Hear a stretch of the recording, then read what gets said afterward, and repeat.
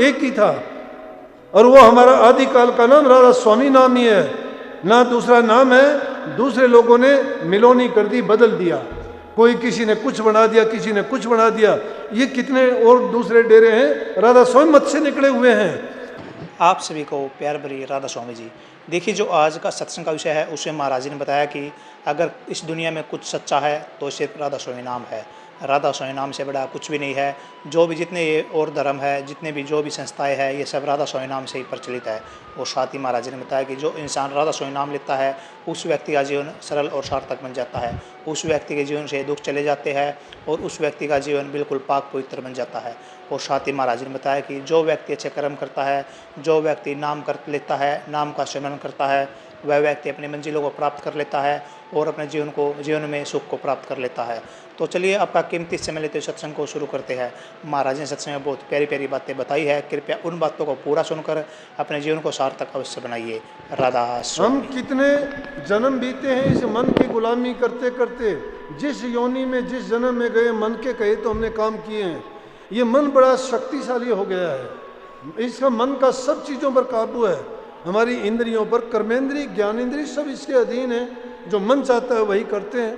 हमारा मन किया सत्संग में आए, मन किया खाना खाया, मन किया हम और कहीं चले गए, मन किया किसी से बात की, मन ने कहा तो नहीं की, किसी से झगड़ा, किसी से प्रेम, किसी से ईर्ष्या, किसने करवाई? मन ने करवाई। इसलिए गुरु का उपदेश क्या है कि इस मन को गुरु के अधीन क्यों नहीं कर देते?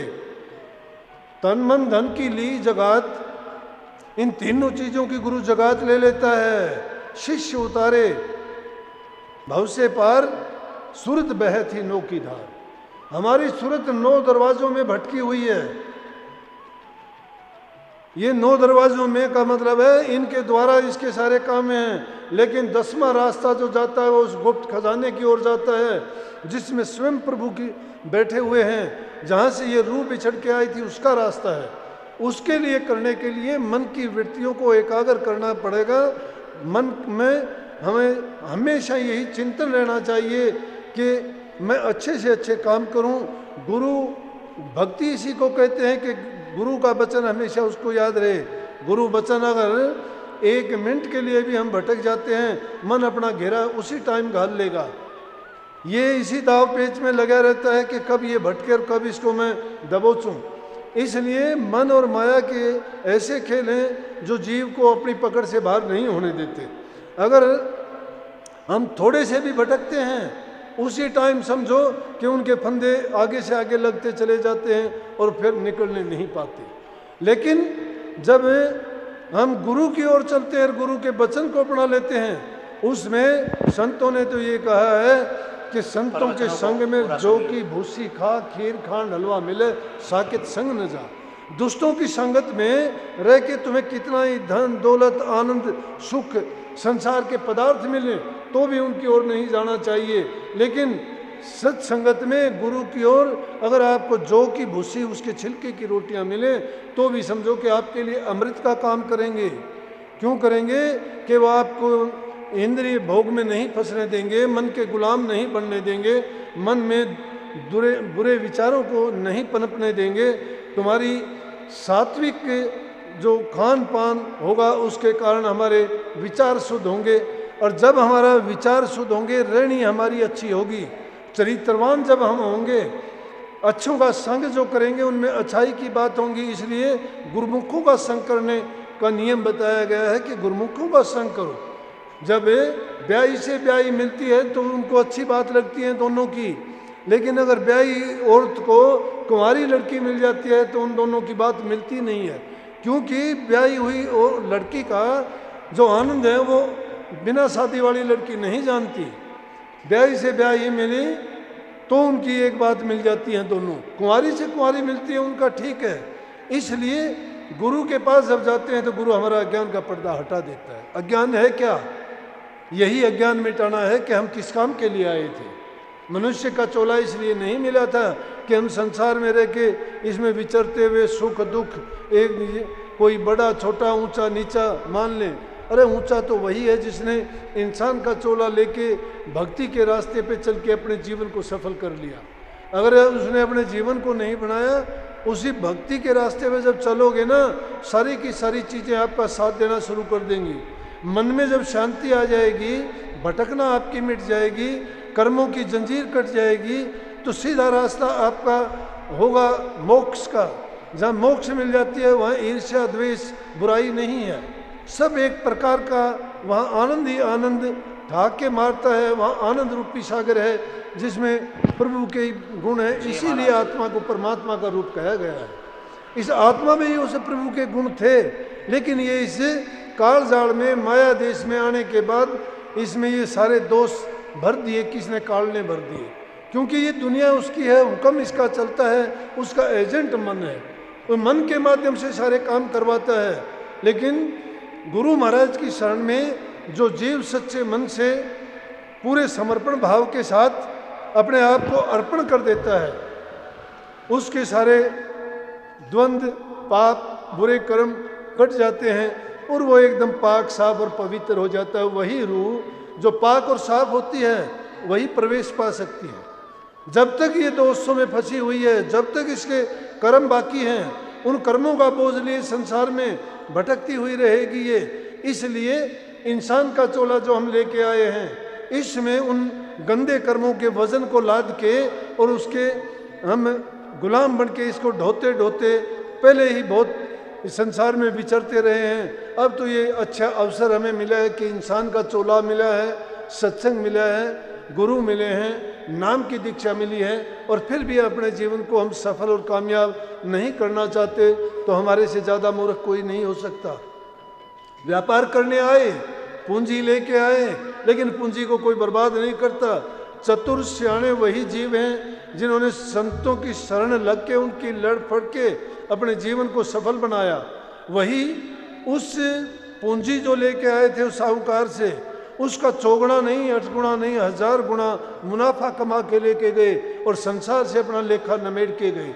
जिनको सतगुरु मिल गया और उनका लेखा निमड़िया, जिनको सतगुरु पूरा मिल जाता है फिर उसकी शिकायत कभी रहती नहीं है।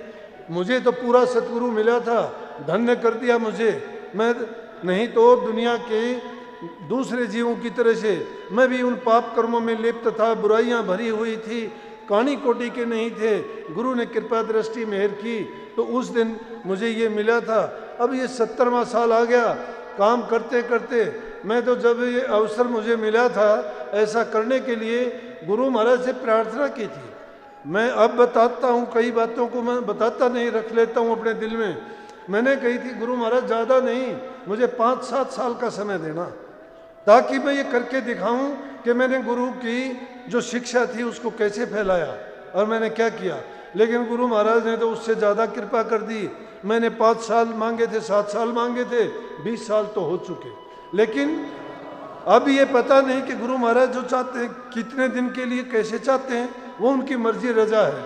मैं अपनी मर्जी से कुछ कहता नहीं, लेकिन जब तक ये शरीर उनका ऋणी है मैं उनका ऋण उतारने का कोशिश तो करूंगा, लेकिन गुरु का ऋण उतरता नहीं है कभी। उनका ऋण कैसे उतार सकता है ये जीव कि नाम के बराबर तो कोई दौलत नहीं है। अरे नाम के जो ग्राहक बन के जाते हैं उनको नाम नहीं मिलता है। बहुत जीव ठगे जाते हैं नाम के भरोसे में। हमें तो टकसाली नाम मिला है जो आदिकाल से, जिसको स्वामी जी महाराज ने चलाया था, वही नाम है हमारा। और इतने भी नहीं हटे एक तिनका मात्र भी। बल्कि महाराज जियों के मन में एक बार आई थी ये बात, और बाबा फकीर चंद होशियारपुर में थे, उनके सामने कही थी। वो कहने लगे जी हम भी राधा स्वामी नाम की बजाय अगर सतनाम राधा स्वामी देना कर दें तो फकीर चंद ने बड़े जोश से कहा था, बोला कि तारा चंद बिल्कुल नहीं, हमारा मिशन ये नहीं है। वो खुद नाम नहीं देते थे, उन्होंने 1930 के बाद किसी को नाम नहीं दिया। लेकिन मैं उसको अच्छी भी नहीं मानता, संतों की बात में दोस्तों नहीं निकालता, वो तो वो जानते थे। लेकिन उन्होंने बंद किया, किसी को नाम नहीं दिया। जीवों को कह दिया मेरा सत्संग सुन लो, तुम्हारे लिए वही नाम है। वही नाम नहीं है। सामाजिक जीवन उनका अच्छा हो जाएगा, बुराइयां उनकी छूट जाएंगी। बुराइयां छूट सकती हैं, लेकिन कल्याण तो भक्ति के बिना नहीं हो सकता। सेव बंदगी कितनी भी करो, सेवा करो, प्रेम करो, सत्संग करो, लेकिन मुक्ति तो बिना भक्ति के नहीं हो सकती। नाम की कमाई के बिना जीव का कल्याण नहीं हो सकता। तो उन्होंने महाराजियों पर एक पाबंदी ऐसी लगा दी, कहने लगे खबरदार मिशन को नहीं बदलना। मिशन का मतलब हमारा मिशन एक ही था और वो हमारा आदिकाल का नाम राधा स्वामी नाम ही है, ना दूसरा नाम है। दूसरे लोगों ने मिलोनी कर दी, बदल दिया, कोई किसी ने कुछ बना दिया, किसी ने कुछ बना दिया। ये कितने और दूसरे डेरे हैं, राधा स्वामी मत से निकले हुए हैं, लेकिन निकले वो विकृति का रूप होता है, बिगड़ी हुई चीज हो जाती है। लेकिन हमारा जो आगरा से चला था वही नाम है और वही चलता रहेगा। तो इसलिए मैं कहता हूं कि जो गुरु महाराज ने जो मौज, जो कृपा बख्शी, जो टकसाली नाम हमें दिया, हमें कोई किसी प्रकार का संदेह भय है ही नहीं। हमें वो धुरधाम का नाम मिला है कि जिसका सुमन मात्र करने से जीव के कर्म कट जाते हैं। कितनी बार मैंने फरमाया है कि हम गृहस्थी लोग हैं, हम हर प्रकार से दूसरे कामों से घिरे हुए हैं, सामाजिक कर्तव्य हमारे बहुत हैं, लेकिन ये चिंता करने की जरूरत नहीं। जो सच्चे मन से राधा स्वामी नाम का सुमन भी कर लेगा उसका अवश्य कल्याण होगा, रोकने वाला नहीं है कोई। लेकिन बुराइयों को गिन गिन के एक एक को निकाल देना और अच्छाइयों को अपने चरित्र में जोड़ लेना, चरित्रवान बनो, अपने अंदर बुराइयां ना आने दो, तुम्हारा कल्याण ही कल्याण है। ये गुरु महाराज का वचन है, मेरा नहीं है।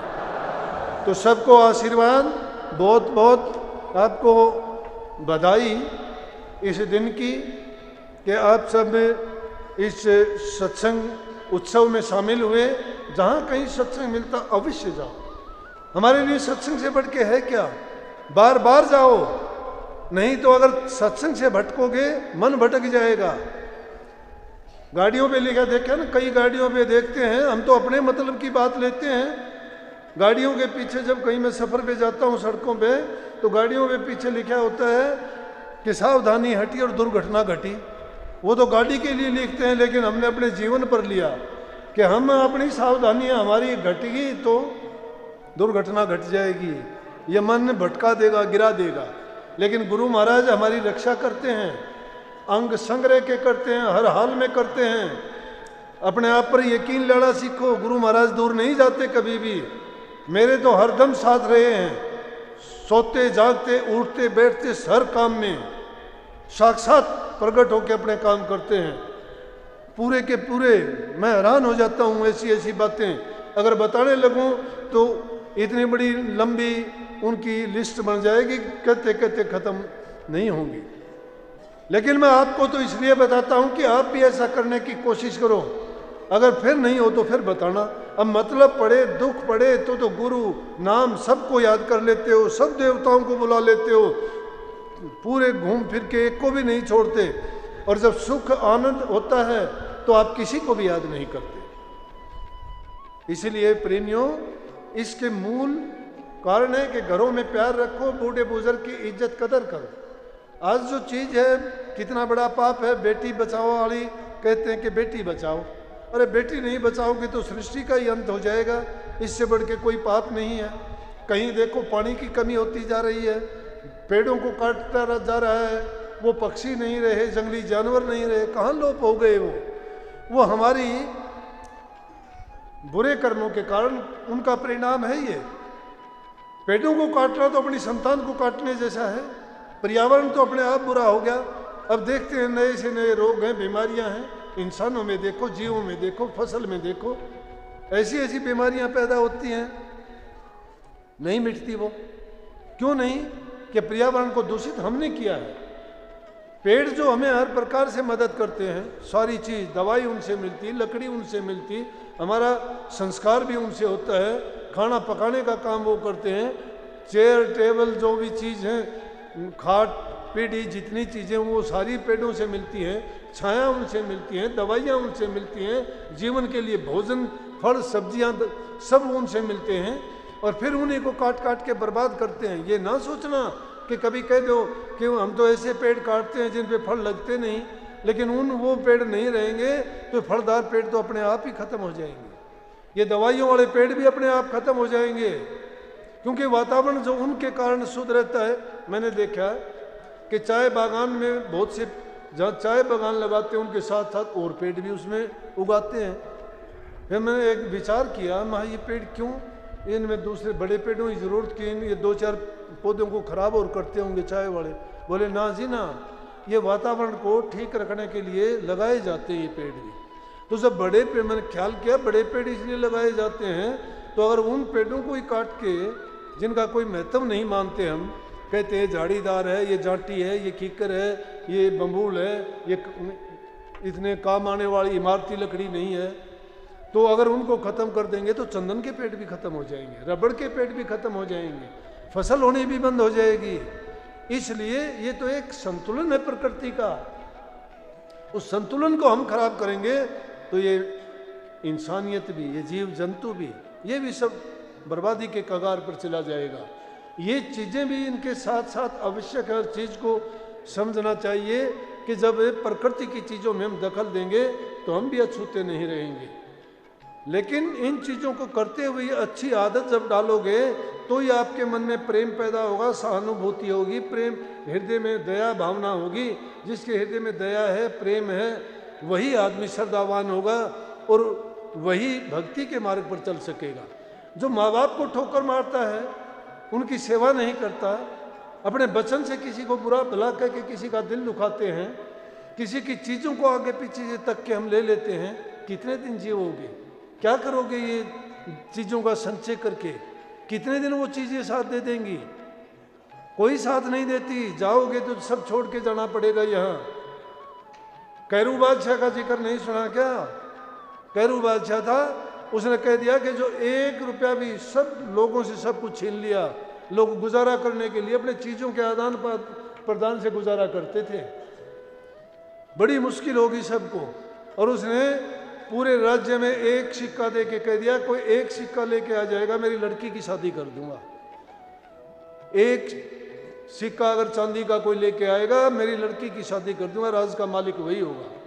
जब लेके घूमने लगा तो एक लड़का, एक विधवा औरत से कहने लगा, अपनी माँ से, विधवा थी, कहने लगा कि मेरे को 1 सिक्का लेके दे, मैं राजा की लड़की से शादी करवाऊंगा।